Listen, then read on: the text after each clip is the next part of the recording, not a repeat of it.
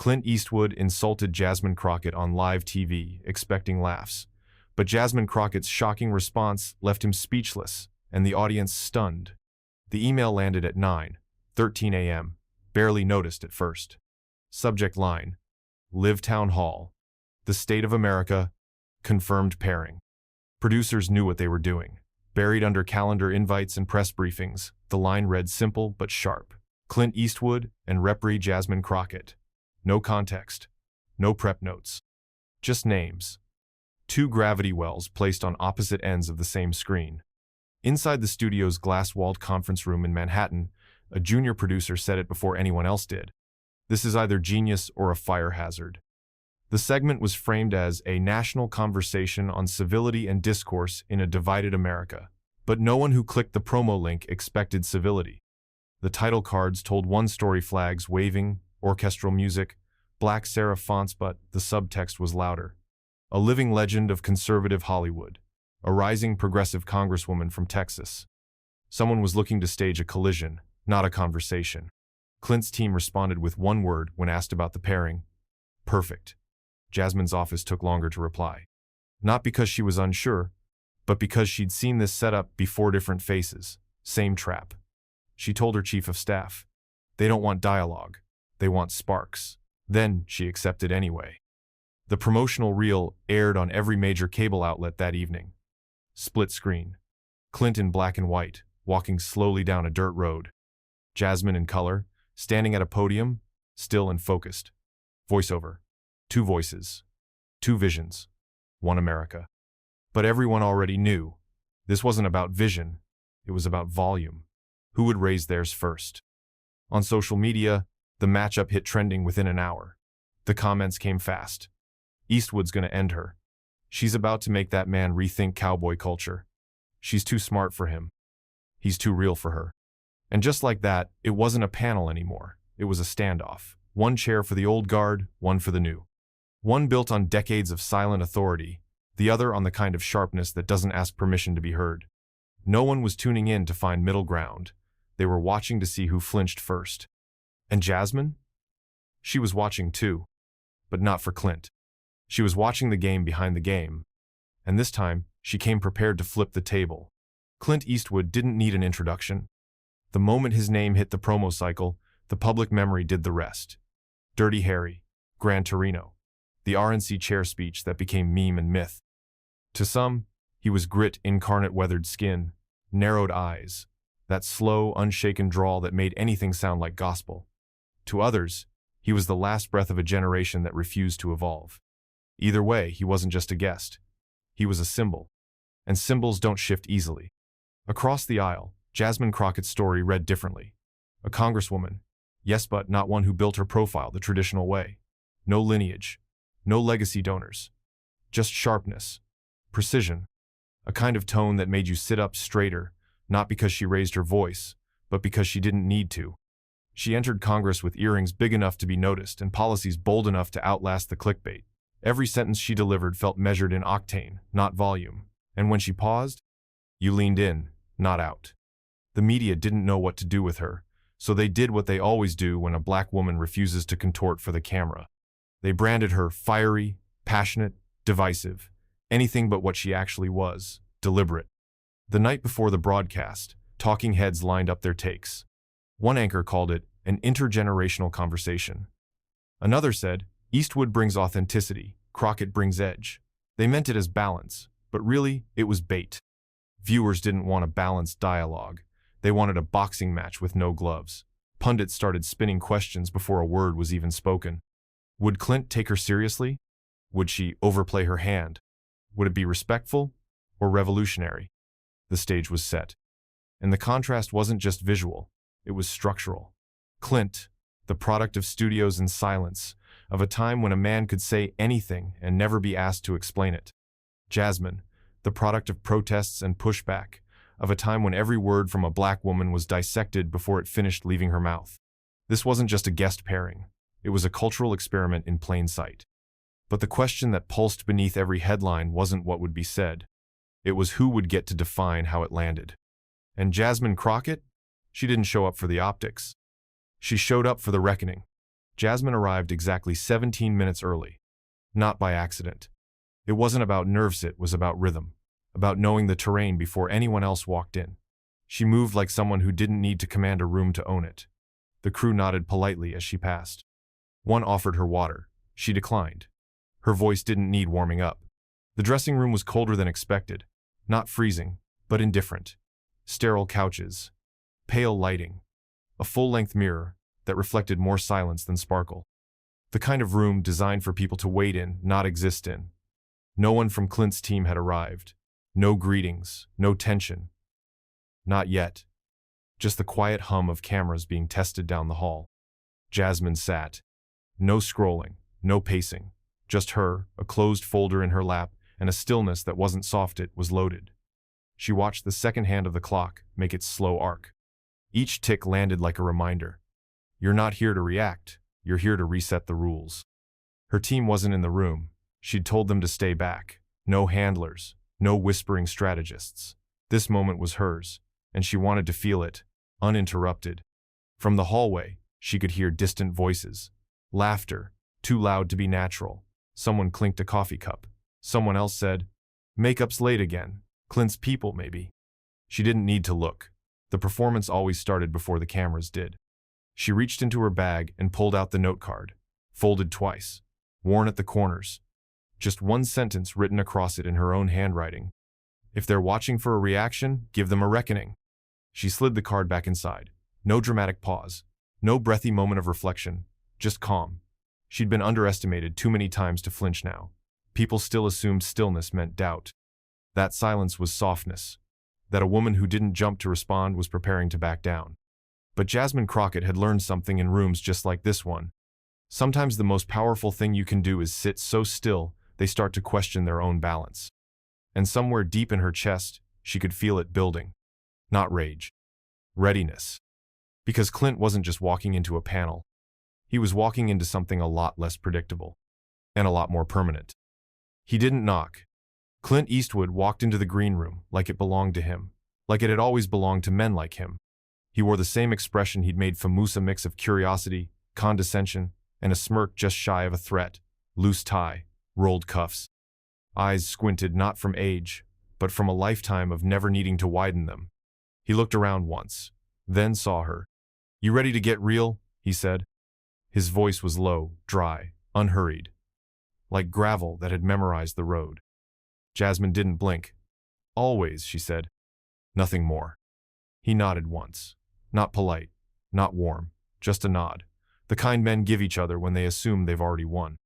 He moved to the other end of the room, adjusted his collar in the mirror, and muttered something under his breath about cameras taking their damn time. She didn't ask him to repeat it. The air shifted. Not heavy, not hostile. Just calculated. Clint didn't sit. He leaned. Against the armrest. Against history. Against the idea that someone like Jasmine could meet him squarely and not flinch. She didn't look at him again. She didn't need to. His presence was loud in the way some people think legacy makes them louder. The kind of noise built on decades of being the last word in any room. But Jasmine had walked through too many last words to be impressed. She kept her hands folded in her lap, one thumb tapping lightly against the folder edge. She wasn't performing. She wasn't posturing. She was preparing not to match Clint's bravado, but to disarm it. Across the room, Clint adjusted his tie again.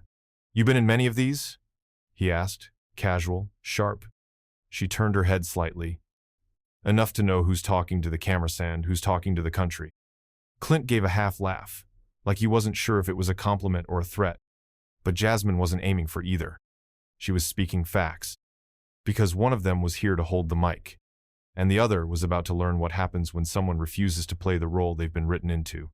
The lights came up slowly, but the tension didn't. It was already there, coiled beneath the set like an old wire ready to spark. The moderator welcomed the audience with the polished cadence of someone who knew how to smile while pretending the room wasn't loaded. "We're here today for a conversation," he said, voice smooth even. "A real conversation about America, its divisions, and the path forward." Clint nodded once. Jasmine didn't. The table between them was sleek, round, and too clean-like. No real conflict had ever touched it. But the weight in the room wasn't furniture. It was history. And posture. and every silent expectation being projected onto two people who had never once shared the same kind of room on purpose. Clint went first. He leaned forward, one elbow on the table, voice, gravel, and steel. He said things like, "Back when America had a spine, and these days you can't say anything without someone crying foul." The words weren't pointed, but they weren't floating either. They circled the air like crows waiting for something to drop. Jasmine listened, hands folded, back straight. Her voice didn't come yet. Not because she was hesitant, but because timing was everything. She'd seen this act before. The grizzled truth, teller with just enough charm to mask the erosion underneath. Clint was playing to the camera. She was speaking to the moment. When the moderator turned to her, "Congresswoman Crockett, your thoughts?" She nodded once, as if checking her own pulse before responding. "I think the idea of a better time depends entirely on who you ask," she said. And who was allowed to speak back then? She didn't look at Clint when she said it. She didn't need to. The point had already landed. There was a pause, a subtle shift in Clint's jaw. He wasn't rattled. Not yet, but he wasn't in full control either. He thought this would be a duel. But Jasmine wasn't drawing. She was waiting, letting the weight do the work. Each question from the moderator grew heavier. Politeness stretched thin. The conversation wasn't sharp yet, but it was pointed. The audience could feel it, even if they couldn't name it. The segment was only 8 minutes in, and already, the air was starting to hum. It started like a pivot, ended like a jab. Clint leaned back, hands clasped in front of him like he was about to deliver a sermon or a warning. He smiled faintly, that weathered smirk people had called iconic for decades. Then he tilted his head, looked toward the moderator, and said, "The problem with politics today? It's full of emotion, not leadership." He let the words hang there, heavy, vague enough to pass as opinion, sharp enough to draw blood if you looked too closely. But he wasn't done. "Too many folks chasing cameras," he added, trying to perform instead of govern. Then he looked directly at Jasmine. He didn't name her. He didn't have to. The implication dripped like motor oil across concrete Teslo, messy, unmistakable. The audience laughed. Not loudly, not fully. That kind of nervous, uncertain chuckle that always sounds like permission trying to disguise itself as humor. Jasmine didn't flinch. She didn't react. She received it like someone watching a predictable scene unfold exactly as expected. Like someone who had built an entire career out of being underestimated in real time. Her eyes narrowed just slightly, not in anger, in calculation. Because that moment the jab, the smirk, the laugh it wasn't personal. It was patterned. And she'd seen it in every boardroom, every panel, every time someone tried to dress up condescension and folksy charm and call it insight. She looked down at the table, tapped her finger once, then looked back up. Her voice, when it came, was calm, measured. "I think what people call performance," she said, "is often just someone speaking clearly while not apologizing for it." Another pause. No applause, no outrage, just silence that wrapped around the studio like smoke. Clint shifted slightly, like a man who expected recoil, and got a mirror instead. Jasmine leaned back, still not playing defense, still not raising her voice. But anyone who'd been listening closely, they knew. That wasn't her first jab. That was her first reminder. And it wouldn't be her last. Jasmine didn't blink. She didn't huff, didn't flinch, didn't lean in with indignation or lean back in dismissal. She just sat there, poised, steady like a still lake under threat of storm. The jab had come. She'd already measured it. And now came her answer. Not a rebuttal, a reckoning. "You said emotion gets in the way," she began, voice low but crisp. "But I'd argue what really gets in the way is nostalgia, the kind that filters the past until only the parts that serve certain people remain." She didn't name Clint. She didn't need to. We talk about leadership, but we rarely define it. Is it volume? Is it swagger? Or is it accountability? Because if it's the last one, then I'd say leadership doesn't fear emotion. It uses it responsibly. The moderator nodded. The audience stayed silent. Jasmine let the silence land. Then she added, "And for the record, showing restraint when someone wants you rattled, that's not performance. That's discipline." Clint cut in before the moderator could move on. Yeah, I've heard speeches," he muttered. "But that's not how the real world works." He laughed, just once, short and sharp, the kind of laugh that wasn't really about humor, more like punctuation, like a verbal shrug with teeth. Jasmine turned her head slowly. Not aggressively, just enough to show she'd heard him. enough to make it clear she was deciding whether to respond or let his interruption define him better than she ever could. She chose the latter. Because Clint wanted a reaction. She gave him reflection. "Funny," she said, "how people who've benefited from the real world the most are always the first to say that others don't understand how it works." That line didn't land like applause. It landed like truth. Dense, heavy, unshakable. Clint shifted in his seat. He was used to sparring with people who bit back. He hadn't prepared for someone who stayed still and let the weight of her words do all the swinging. The moderator tried to pivot, but the table had already turned. And Jasmine hadn't even stood up yet. He said it like a man who thought the line had already been crossed so many times. One more wouldn't matter. Clint leaned forward. No smirk this time. Just that cold certainty that comes when a man confuses bluntness with bravery. "You talk a lot about oppression," he said. "But from where I'm sitting, you've got a mic, a seat, and a paycheck. Maybe that's not oppression. Maybe it's just whining." The words didn't echo. They dropped. Flat. Heavy. Sharp. The kind of sentence that turns a room colder without touching the thermostat. The audience didn't gasp. They inhaled collectively, then held it. Like the moment demanded silence. Like it wasn't safe to speak until she did. The moderator blinked, said nothing. And Clint? He sat back in his chair, arms folded like a man proud of what he thought was a truth bomb, not realizing it had already misfired. Jasmine didn't react right away. She looked at him not with fire, but with something more dangerous. Stillness. The kind that unsettles. The kind that says, "You just revealed more than you intended to." Then she tilted her head slightly, not in confusion, not in hurt, in observation. Like someone marking a moment not because it surprised her, but because it confirmed something. Her voice, when it came, was quieter than before. "I didn't say I was oppressed, Mr. Eastwood," she said. "You did." The camera didn't cut away. It lingered. "You assumed that talking about systems that have historically excluded people like me means I'm playing victim," she continued. "But what I'm doing is pointing out patterns. And if the only way you can dismiss those patterns is by calling them whining, maybe you're not listening. Maybe you're just tired of being reminded." Still no applause. No gasp. Just wait.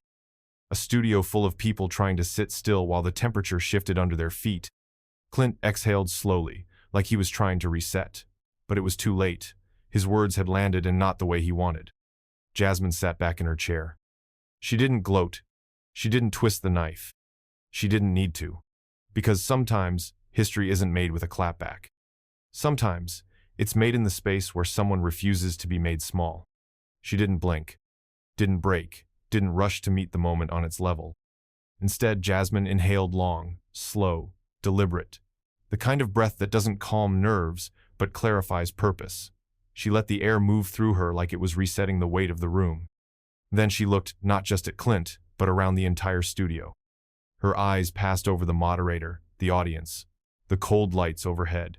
She scanned the space like a woman measuring which corners would try to collapse first. And then she responded. No rise in tone, no dramatic lean forward, no clipped retort designed for a headline. Just a quiet, surgical question. "Do you call it whining?" she asked, "when you talk about Hollywood's decline?" Clint's eyebrows lifted, just slightly, enough to register surprise, not at the words, at the restraint behind them. Jasmine kept going. "When you say the industry's changed, that it's gone soft, lost its grit, when you talk about political correctness, killing creativity, do you call that whining?" The moderator opened his mouth to interject, but stopped himself. He could feel it too. This wasn't a panel anymore. It was something heavier, more precise. Jasmine leaned back slightly. "Or is it only called whining," she added, "when someone like me points out the patterns that were written before we walked into the room?" There was no laughter now, no nervous chuckles, just that dense kind of silence that makes people rewatch a clip 5 times because they know they missed something the first 4. Clint sat still, but his body shifted, like a man whose weight didn't land the way he expected, like the recoil hit harder than the shot. Jasmine wasn't angry. She wasn't even bothered, because she understood the game. And more importantly, she'd brought the rulebook. What came next wasn't retaliation. It was documentation. It was small, unassuming. A single note card, pulled from the inside pocket of her blazer creased once, smoothed at the edges. Jasmine didn't raise it like a weapon. She placed it on the table like a receipt. Calm. Controlled. Inevitable. She slid it toward the moderator without breaking eye contact with Clint. "This is a quote from Mr. Eastwood," she said. "From 2012. The moderator picked it up, eyes scanning quickly. Clint's expression didn't move except for the jaw. A twitch. Barely there. Jasmine continued. "You called politicians pussyfooting weaklings," she said. "Said what the country needed were leaders with guts. You called out what you saw as cowardice, and the world praised you for your bluntness. Called you bold, gritty, unfiltered." She paused, not for drama, but for clarity. "Interesting," she said, tone steady, "how bluntness becomes bravery when it's spoken in your voice." Her gaze didn't waver. But when someone else shows up with that same clarity, just a different tone, different face, different experience, it suddenly becomes emotion, or aggression, or as you said, whining. There it was. The line.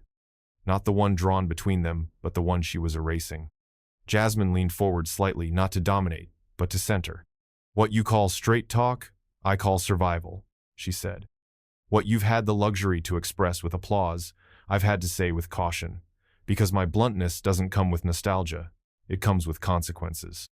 The moderator looked at Clint, so did the room. But Clint didn't say anything. Because in that moment, the old playbook folded itself. And Jasmine? She didn't raise her voice. She didn't shout.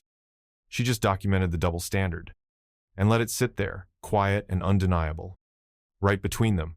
Clint tried to smirk. That slow, leathery grin he'd worn in 100 films, the kind that had once disarmed villains and interviewers alike. But this time, it didn't land. Not quite. It twitched more than it held. Like even his face wasn't sure if the room was still with him. He leaned forward, opened his mouth, ready to interrupt, to grab back control with something sharp, maybe even charming, but Jasmine didn't give him the space. She moved first. Not louder, not faster, just deliberate.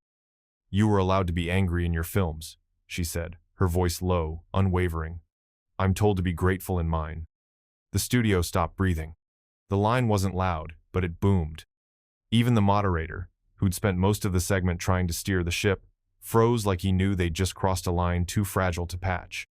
Jasmine kept her hands on the table, unmoved.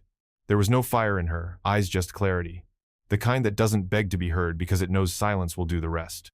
Clint shifted, his jaw locked. His left hand tapped the edge of the desk once, like he was trying to find his next line, and realizing the script had been rewritten without him. Because that sentence didn't come from policy. It came from pattern. And every woman in the room, every person who's ever been told to smile while being dismissed, felt it. The kind of line that doesn't clap back, it corrects. And in that correction, the room changed. No audience laughter now, no tweets being typed mid-sentence, just stillness.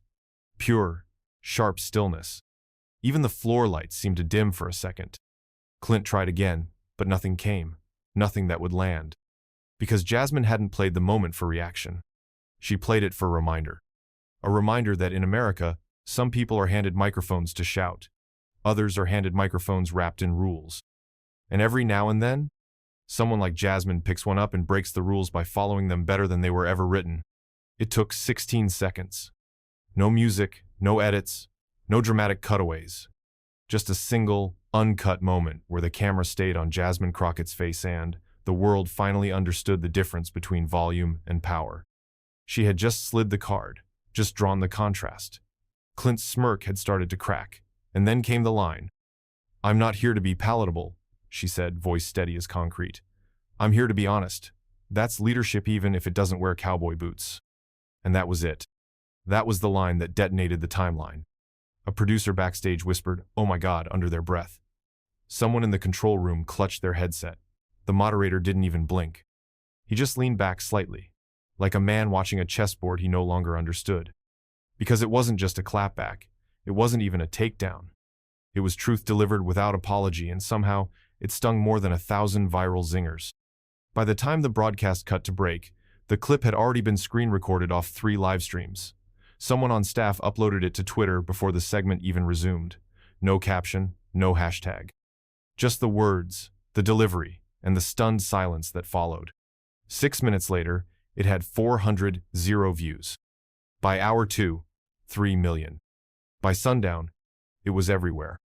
TikToks with remixes, Instagram reels with slow-mo overlays, threads breaking down her posture, her pacing, her restraint. This wasn't a mic drop, one post read. This was a mirror held up to the entire damn room. Cable news hosts scrambled to reframe it. Some tried to defend Clint. Others tried to paint Jasmine as strategic, clever, savvy. But people online? They knew better. She didn't drop a soundbite. She dropped a standard. One that didn't need to yell to be felt. One that didn't soften itself to fit into someone else's idea of respectable. And once that standard hit air, there was no going back. By the next morning, every talk show table in America had a coffee cup, a screen grab, and a loud opinion. The networks went into overdrive. Pundits who hadn't watched the clip live were suddenly experts in tone, delivery, and decorum. The split came fast. You could feel the fault line crack across the country. One half of the conversation praised Jasmine, called her composed, razor sharp, a masterclass in grace under fire. The other half clung tight to Clint, calling him a national icon, unfairly maligned by a gotcha moment and media spin. The hashtags told the rest of the story. Crockett was clear. Cowboy boots comment. Respect or deflect. Not your palatable black woman. And the one that stuck the hardest?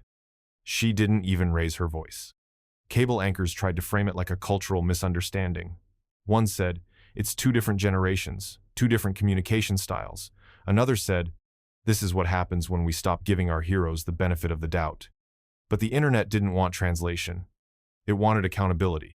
Clips of Clint's whining remark were looped next to Jasmine's, I'm not here to be palatable, juxtaposed like a before and after, a relic versus a reckoning. Clint's team moved fast, but not fast enough. A statement was released before noon. Mr. Eastwood's remarks were taken out of context. He meant no personal offense and believes in robust civil discourse. Any implication otherwise is a misinterpretation. But people weren't buying it. The clip was too raw, too clear, too deliberate. No matter how many times they tried to blur the edges, the center held strong. Because this wasn't about a slip-up. It was about a system, about who gets to speak plainly and who gets labeled problematic when they do. And Jasmine? She didn't even post. Not yet. She just let the media chew on their own recycled talking points while she stayed quiet. But silence isn't surrender. It's strategy. And she was about to prove that next. They called it disrespect. That was the word echoing across the Sunday panels. Not clarity, not conviction. Just the polite version of, how dare she? A legend like Clint Eastwood deserved better. It felt like a generational ambush. She should have shown more deference. And just like that, the story stopped being about what was said and became about how she said it. Because when a black woman speaks with precision, they call it scripted. When she doesn't flinch, they call it calculated. And when she speaks plainly to power, they call it disrespect. Clint didn't need to defend himself. Others did it for him. Politicians, hosts, columnists who hadn't written about Crockett once before that week. One op-ed read, this is what happens when identity politics overrides civility. Another, she embarrassed herself more than she embarrassed him. Jasmine said nothing. No interviews, no tweets, no behind-the-scenes exclusives. Then, late Sunday night, she posted a video. Just her, no podium, no flag behind her, no dramatic lighting. Plain background, soft shadows, hoodie. The caption read, for those asking. She looked straight into the lens. No smile, no bite, just truth. Respect is earned, she said. Silence is a choice. I made mine. She paused, just long enough for the line to land. Some people think speaking softly means backing down. It doesn't. It means I didn't come to yell. I came to be heard. That was it. Less than 30 seconds. No hashtags, no links. And still millions watched. Because it wasn't just a response. It was a refusal. To be small. To be softened. To be rewritten in someone else's language. She didn't have to clap back. She'd already drawn the line. And the country was still staring at it. The emails came first. Then the voicemails. Then the handwritten letters, some typed, others scribbled on lined paper or the backs of envelopes. Jasmine's district office had never seen this much mail outside of election season. But these weren't policy questions. They weren't donation requests. They were stories. They were people. A middle school teacher in Ohio wrote, my students watched the clip 3 times, not because they didn't understand it, but because they'd never seen someone do that without yelling. A grandmother in Florida left a voicemail. She didn't cry, but her voice cracked. You said the thing I couldn't even say in my own family. A rancher from Lander, Wyoming deep red territory sent a single-page letter, typed on an old typewriter. Didn't agree with you on much. Still don't. But you held your ground like a cowboy would. Straight-backed, no flinch. That ain't nothing. It wasn't just blue state love. It was people who didn't care about party lines, only posture. They weren't writing because she made a scene. They were writing because she didn't. Because in a world where everyone's fighting to talk over each other, Jasmine Crockett had done something louder. She stayed centered while being circled. Her staff printed the letters, lined them up on a long table in the office. One aide fresh out of grad school read them out loud while choking back tears. There were no political asks in these messages, no policy critiques, just gratitude. Thank you for not folding. Thank you for not yelling. Thank you for showing what power looks like when it's still. Jasmine read every single one. Didn't skim. Didn't skip. Because for all the sound bites, all the think pieces, all the trending hashtags, this was the part that mattered. The real world saw her. And not because she went viral, but because she told the truth and trusted that it would travel. The next morning, the headline was small. Clint Eastwood pulls out of scheduled live interview. No big announcement, no press conference. Just a cancellation email sent to producers at a major news network, 3 hours before taping. The network scrambled to fill the slot. A stand-in guest was flown in from D.C., and the studio chair Clint was supposed to sit in remained empty for half the segment. Whispers started immediately. Was he sick? Busy? Reconsidering? Then, a producer leaked the real reason. He wasn't ready for someone who could outsteady him. That line spread like wildfire through media circles quietly, but with force. Because Clint Eastwood wasn't known for pulling out. He was known for walking into chaos and making it look like command. Until now. A second leak followed. This one from someone closer to Clint's team. He expected a fight. She gave him a mirror. Another said he watched the clip on loop in his trailer and didn't say a word for 20 minutes. Clint wasn't used to being outmaneuvered. Not by someone younger. Not by someone who didn't raise their voice. Not by someone who stayed calm while he cracked. And it wasn't about embarrassment. It was about exposure. He'd brought a smirk to a sentence. She brought the sentence back full. His team thought the media would forget. But they didn't, because this wasn't a moment, it was a message. And that message was clear. Volume doesn't equal vision. Stillness doesn't mean surrender. And when power is met with precision, even a legend can go quiet. Not because he was silenced, but because he finally heard what it sounds like when someone speaks without permission and still gets heard anyway. It was fourth period. A Thursday. Rain tapping the classroom windows like it was trying to get in on the conversation. The students' juniors mostly had just finished a mock debate on environmental policy. The room still buzzed with leftover adrenaline and the smell of cafeteria fries. Ms. Elkins, who taught debate like it was a life skill, not a school subject, queued up the clip. I want you to watch this, she said, remote in hand. No context, no preamble, just watch. And then it played. 16 seconds. Jasmine Crockett, still. Calm, measured. I'm not here to be palatable. I'm here to be honest. That's leadership even if it doesn't wear cowboy boots. The room went silent. One student, a quiet kid who usually avoided the hot takes, raised her hand. She didn't clap back, she said. She stood still and let the insult fall apart. Another nodded. She didn't dodge. She didn't flex. She just held her ground. They watched it again, this time with eyes sharpened by purpose. Ms. Elkins paused the frame where Jasmine leaned forward just slightly. What do you see here? A boy in the back answered. Control, not power control. She never gave the other guy what he wanted. They started making comparisons. Debaters they'd watched on C-SPAN. Senators who shouted. Influencers who faked passion for likes. And then, Jasmine, someone who didn't flinch, didn't fold, and didn't have to raise her voice to set the tone. Ms. Elkins wrote one word on the board. Presence. That's what you're aiming for, she said. Not noise, not dominance. Presence. Because presence reshapes the room without asking for permission. They didn't forget the clip. Some rewatched it after school. One printed the quote and taped it to her locker.